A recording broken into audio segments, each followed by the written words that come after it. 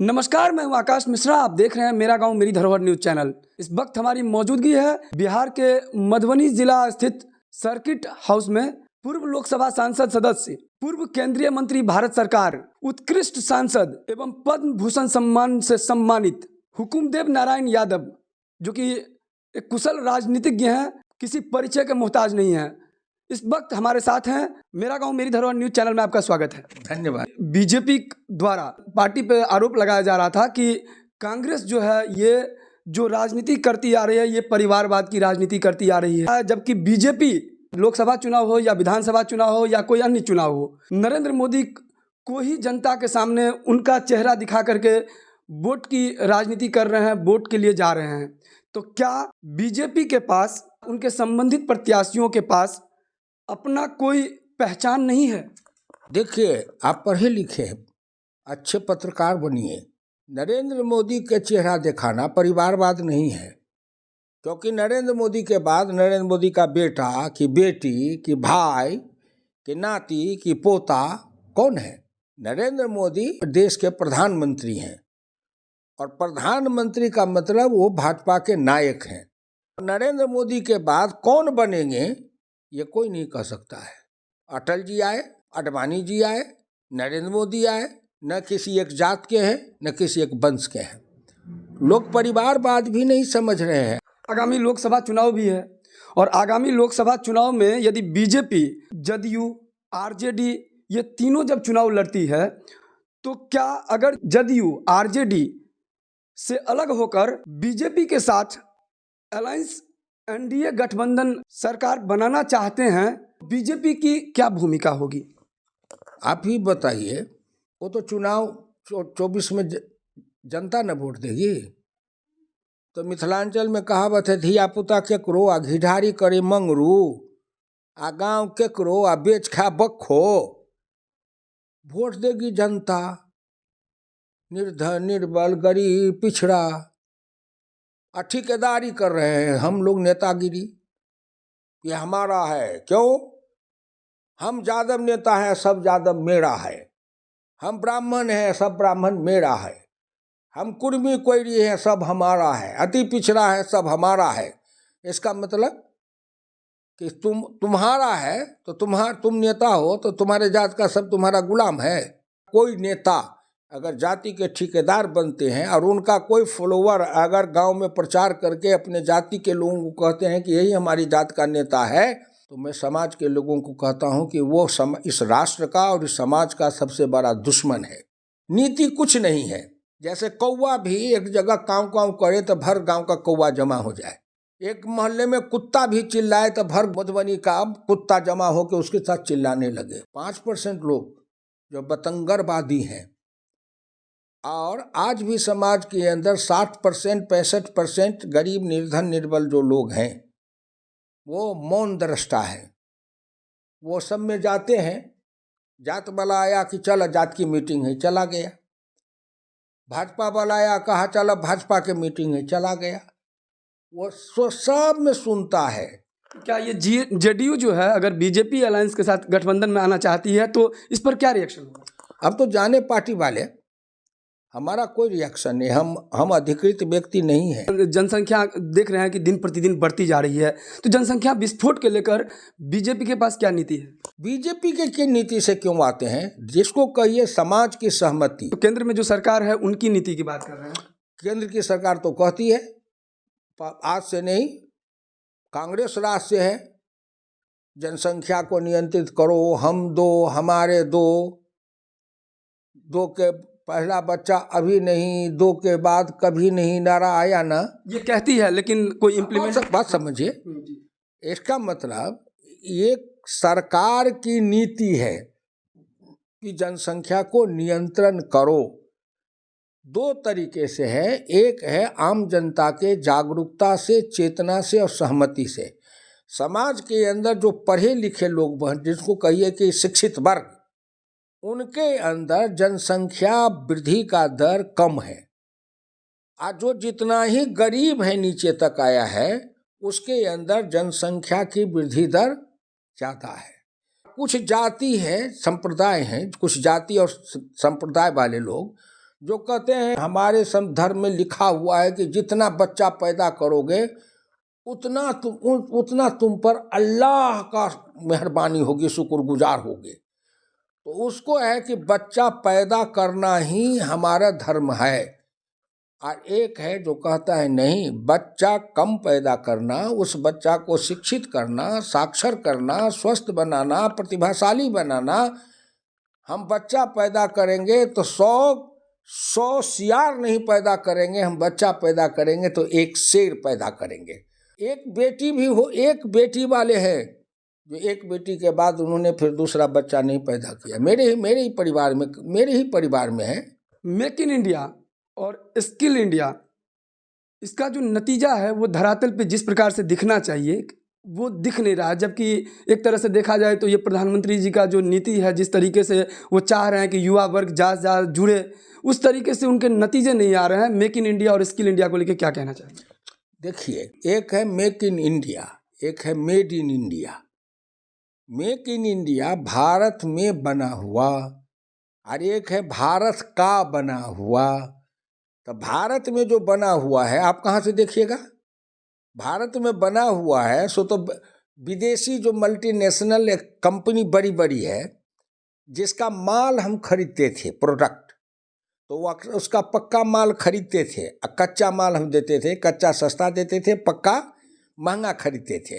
अब नरेंद्र मोदी ने कहा मेक इन इंडिया कि आपका जो माल हम लेते हैं सो आपका यहाँ बनाया हुआ नहीं लेंगे, आप हमारे देश में आके कारखाना खोलिए, अपना माल यहीं पैदा करिए, हम यहीं खरीदेंगे, यहीं हमारे यहाँ आए तो कारखाना लगा, उसमें प्रोडक्शन हुआ जिसमें डिफेंस का है, ये सौर ऊर्जा का है, बहुत हाई टेक्नोलॉजी वाले जो बड़े बड़े हैं वो मेक इन इंडिया। एक है made in India. Made in India है जिसको नरेंद्र मोदी कहते हैं vocal for local, local to global. हजारों लाखों करोड़ों की संख्या में जो इस दिशा में लोग लगे हुए हैं, कर रहे हैं। अगर कर नहीं रहे हैं तो बाहर से जो इतने माल आते थे चीन से या कहीं से, उसका इंपोर्ट क्यों कम हो रहा है? इसलिए कि हमारे देश में बनने लगा है। तो तभी हमारे देश का में माल बढ़ेगा, प्रोत्साहन मिलेगा श्रीमान, जब हम और आप देश के खरीदने वाले जो बड़े लोग हैं उनकी दृष्टि होगी कि हम अपना देसी माल, थोड़ा फिनिशिंग में खराब भी है तो हम अपने देसी माल को खरीदेंगे। लेकिन आप कहिएगा कि कहाँ दिखाई पड़ रहा है, और खुद खरीदिएगा इंग्लैंड और made in England, made in America, made in China का लिपस्टिक, पाउडर, परफ्यूम्स, आप प्रसाधन की सामग्री, जाइए बड़े बड़े घर में विदेशी कंपनियों के प्रसाधन की सामग्री से उनका बाथरूम भरा हुआ है, एक एक बाथरूम में लाख रुपया का सामान है। तो एक तरफ से जो समाज के अंदर संपन्न, सुविधा भोगी संपन्न लोग हैं, अपने को बदले और तब सवाल पूछे। ऐसा क्यों है कि भारत में महंगाई और जो बेरोजगारी है ये आसमान छू रही है? एक तरफ ऐसा देखा जा रहा है कि अमीर दिन प्रतिदिन अमीर होते जा रहे हैं, वहीं पर गरीब दिन प्रतिदिन गरीब होते जा रहे हैं। क्या नज़रिया है, क्या कहना चाहेंगे इस विषय पर? हाँ, करना है, अगर देश के लोग तैयार हो तो करें। अब बिहार में जाति जनगणना में फंसे हुए हैं, उलझे हुए हैं ना, इस पर क्यों नहीं भी सरकार सोचती है?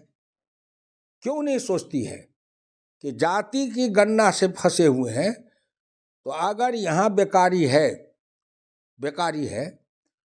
तो बेकारी का मतलब केवल सरकारी नौकरी है, रोजगार का मतलब। और एक तरफ बेकारी रट रहे हैं, और आप ये भोपा लीजिए और चले जाइए बिहार की मधुबनी के गांव में, पूछिए किसान को कि किसान को धान काटने के लिए मजदूर नहीं मिल रहा है। 400 रुपया रोज मजदूर कहता है हम 400 रुपया लेंगे तब काटेंगे। देखा जा रहा है कि ये मजदूर सारे तो पलायन कर रहे हैं, क्योंकि आज के डेट में बिहार को अगर जाना जा रहा है तो देश के बाहर जाना जाता है मजदूर राज्य के रूप में। फिर एक निरर्थक बोल रहे हैं आप। बिहार को केवल मजदूर के रूप में जाना जा रहा है, ये आप लोगों ने बनाया है, समाज के ये भोकल लोगों ने। बिहार अपने प्रतिभा से भी जाना जाता है, अपने टैलेंट से भी जाना जाता है। बिहार की प्रतिभा, बिहार की जो क्षमता है, बिहार की जो प्रतिभा है, योग्यता है, बुद्धि है, इसी मिथिलांचल के जो बुद्धि थे, विषमता, इसी मिथिलांचल में नागदा गांव के डॉक्टर सुभद्र झा थे, 17 भाषा के महान विद्वान थे। क्या बात करते हैं आप? बिहार में पलायन का जो रेशियो है दिन प्रतिदिन बढ़ता है। नहीं नहीं, पलायन क्यों? पलायन जो है, अगर पलायन बिहार में मजदूरी नहीं मिल रही है तो मैं आपसे पूछना चाहता हूँ, गांव के अंदर आज किसान को धान काटने के लिए मजदूर क्यों नहीं मिल रहा है? क्योंकि वही पलायन कर रहा है। कहाँ पलायन कर रहा है? मजदूर यहाँ से बाहर जाके आप भ्रम में हैं, कहीं नहीं मजदूर पलायन कर रहा है। इसलिए कि आज मजदूर को बहुत तरह के काम मिले हुए हैं, बहुत तरह के काम मिले हुए हैं। कहाँ? बिहार में? बिहार में आप चले जाइए, इसी मधुबनी में देखिए, मकान बनाने में जो राज और मिस्त्री का काम है वो काम नहीं है क्या?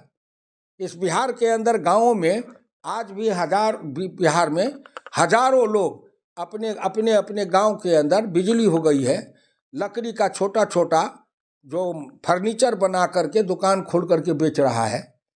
क्या वो रोजगार नहीं कर रहा है? एक तरफ खेती के काम में किस मजदूर नहीं मिल रहा है और दूसरे तरफ लोग हल्ला कर रहे हैं कि भाई बिहार से मजदूर का पलायन हो रहा है। तीसरे कह रहे हैं कि बेरोजगारी है बिहार के अंदर।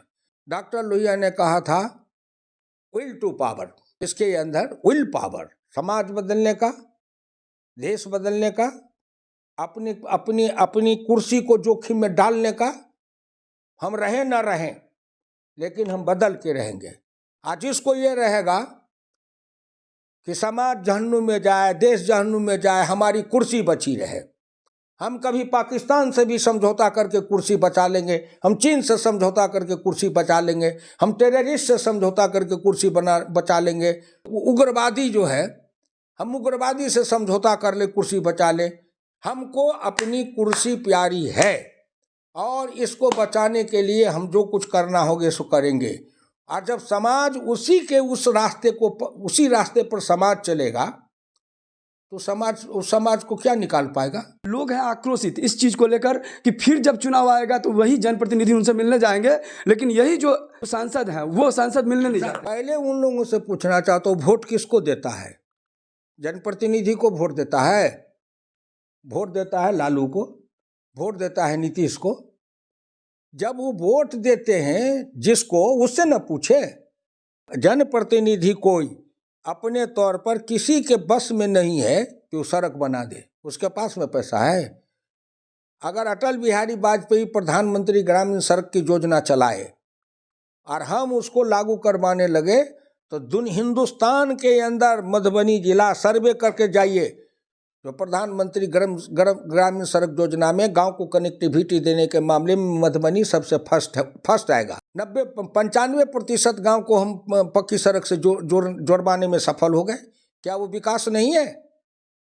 और जिन लोगों को सड़क से मतलब नहीं है, या घर घर बिजली गई, विकास नहीं है? हर घर में नल से शुद्ध पानी पीने को पहुंचाइए, विकास नहीं है? हर घर जो जल की बात बता रहे हैं, ये जो अभी जिस तरीके से देखा जा रहा है कि ये राज्य सरकार की जो है एक बहुत बड़ा एक योजना था, 7 निश्चय योजना को लेकर के घर घर जो है स्वच्छ जल का बात कर रहे थे, नल जल योजना, धरातल पे देखा जा रहा है ये फ्लॉप हो रहा है। क्या कहना चाहेंगे? गलत है, गलत है, फ्लॉप नहीं है। हाँ, प्रतिशत का काम है कि कहीं 50%, कहीं 20%, कहीं 60%। 7% क्यों नहीं? सो तो ये नीतीश से न पूछिएगा, आप गलत जगह क्यों प्रश्न करते हैं? लेकिन आप ही तो बता रहे हैं स्वच्छ जल मिल रहा है। फिर मैं कहता हूं कि हर घर स्वच्छ जल मिले, ये विकास नहीं है क्या? मैंने विकास कहा, ये नहीं कहा कि मिल रहा है। प्रश्न नीतीश से पूछे, ये प्रश्न तेजस्वी से पूछे, कोई पूछेगा? आप ही जाइए, पानी नहीं मिल रहा है और आप ही जाइए लेके गांव में पूछने, और कहिए कि सबको जमा करके ग्राउंड रिपोर्टिंग कर रहे हैं कि पानी मिल रहा है। आप ही पूछिए। प्रधानमंत्री आवास, यहीं मेरे सामने प्रधानमंत्री आवास योजना का एक गरीब याज्ञवल्क्य के ऋषि के बरगद आश्रम है, उसमें जगवन में मेरे सामने खड़ा होकर कहा कि ये सामने हमारे घर बनैया, आ हमरा से रुपया लेलक, आ तब हमरा घर बने देलक। हम कहलिए के लेलको? तो हमरे भतीजा मुखिया है, वो बिना पैसा लिए कहाँ पैसा नहीं करा देलक। इस पर वीडियो बना के हम पीएम तक का समूचे भेजे कि देखो।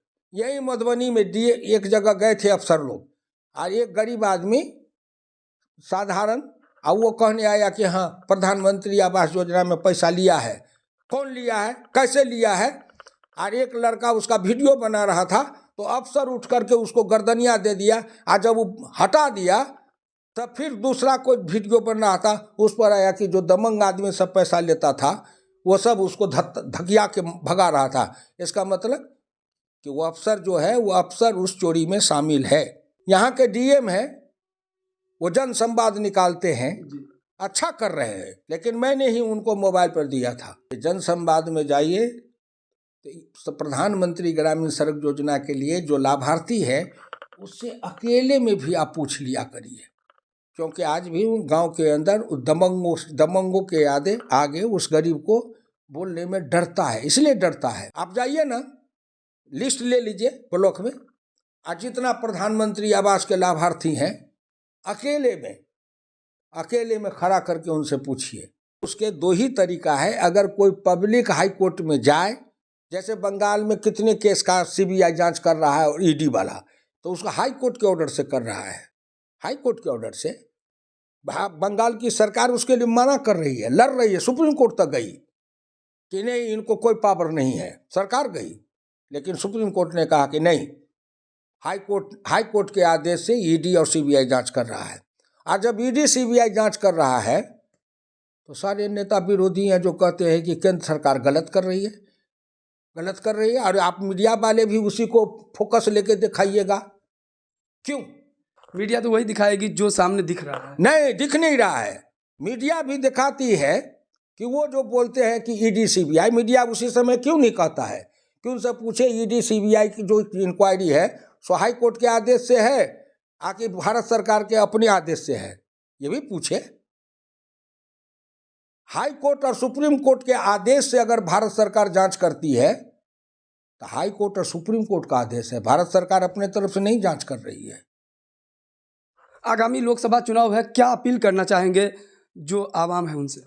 बस एक ही अपील करना चाहेंगे कि जो गरीब है, निर्धन है, निर्बल है, पिछड़े हैं, दलित हैं, उनके मन में, आत्मा में अगर ये विश्वास है कि नरेंद्र मोदी भी एक गरीब मजदूर चौका बर्तन करने वाली गरीबनी का बेटा है, वो भी अति पिछड़ा है, वो भी जात का तेली है जिसकी कोई संख्या बल नहीं है, और वो अगर ईमानदारी से देश के लिए कर रहा है तो उसका साथ दे। बताया जा रहा है कि राज्य का विकास होगा तो देश का विकास होगा, और कहीं ना कहीं शुरुआत अगर हम करें तो गांव-गांव की जो अभी राजनीति है और गांव की जो रणनीति है उस चीज़ को लेकर समीक्षा करें। और जो जिस तरीके से बताया जा रहा है कि आज के समय में बढ़ता हुआ भ्रष्टाचार जो बिहार राज्य में देखा जा रहा है, वही देखा जा रहा है शिक्षा को लेकर, स्वास्थ्य को लेकर, बहुत ऐसे मूलभूत मुद्दा है जिसको लेकर कहीं ना कहीं ऐसा देखा जा रहा है कि जो विकास का क्रम होना चाहिए उसमें बहुत सारा बाधक तत्व है। और इस चीज़ को लेकर कहीं ना कहीं जिस तरीके से यहाँ पर राजनीतिज्ञ हमारे साथ थे हुकुमदेव नारायण यादव, इस पर चर्चा भी हुआ और इन पर संवाद भी हुआ। सही चयन करना भी हमारा नैतिक जिम्मेदारी है, परम दायित्व है। इस वीडियो को ज़्यादा से ज़्यादा शेयर करें, और अगर इस चैनल पर नए हैं तो चैनल को सब्सक्राइब कीजिए। आप देख रहे हैं मेरा गाँव मेरी धरोहर न्यूज़ चैनल।